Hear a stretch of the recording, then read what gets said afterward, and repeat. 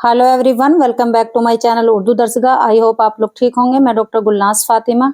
इससे पहली वीडियो में कुरान पाक का जमा व तरतीब अहद नबवी में किस तरह हुआ, इसके बारे में एक्सप्लेन किया था। और आज की इस वीडियो में हज़रत अबू बकर सिद्दीक के अहद में कुरान का जमा व तरतीब किस तरीके से हुआ, इसको मैं एक्सप्लेन करूंगी। मैं इससे पहले वीडियो में आपको बता चुकी हूँ कि नबी करीम सल्लल्लाहु अलैहि वसल्लम के दौर में कुरान मुख्तलिफ चीज़ों पर लिखा जाता था और पूरा कुरान लिखा हुआ था, मगर एक जगह न था।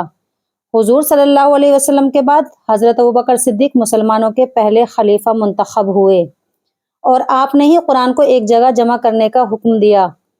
अगरचे इस काम पर आपको आमादा करने वाले हज़रत उमर फारूक रज़ियल्लाहु ताला अन्हु थे, जो आपके बाद खलीफा हुए, और इस काम को अंजाम देने वाले हज़रत ज़ैद बिन साबित थे। कुरान को जमा करने की सूरत हाल बयान करते हुए हज़रत ज़ैद रज़ियल्लाहु ताला अन्हु फरमाते हैं, जंगे यमामा में मुसलमानों की शहादत के बाद हज़रत अबू बकर सिद्दीक रज़ियल्लाहु ताला अन्हु ने मुझे बुलवाया।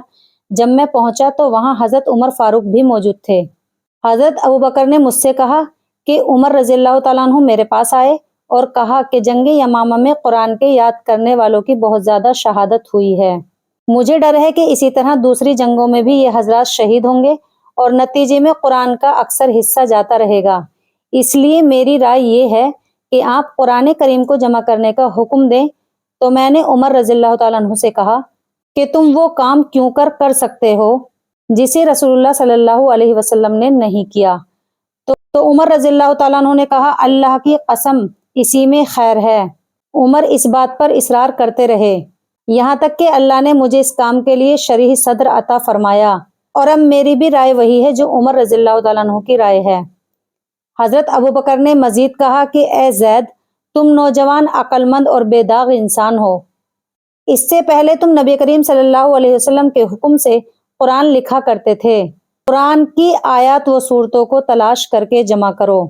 हज़रत ज़ैद फरमाते हैं कि अल्लाह की कसम, अगर ये हजरात मुझे किसी पहाड़ को मुंतकिल करने का हुक्म देते तो मुझ पर इतना गिरा ना होता जितना कि कुरान को जमा करने का हुक्म मुझ पर भारी हुआ।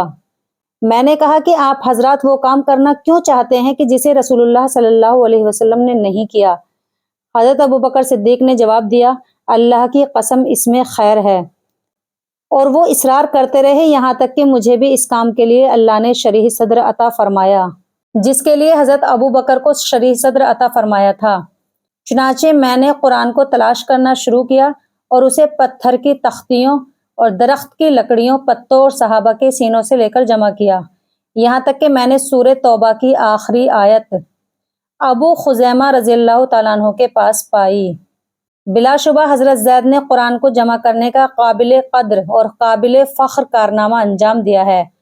मुसलमान इन तमाम हजरात के एहसान मंद हैं कि उन्होंने कुरान को मुरत्तब और मुदव्विन करके उसका पढ़ना और उससे हिदायत हासिल करना आसान कर दिया है।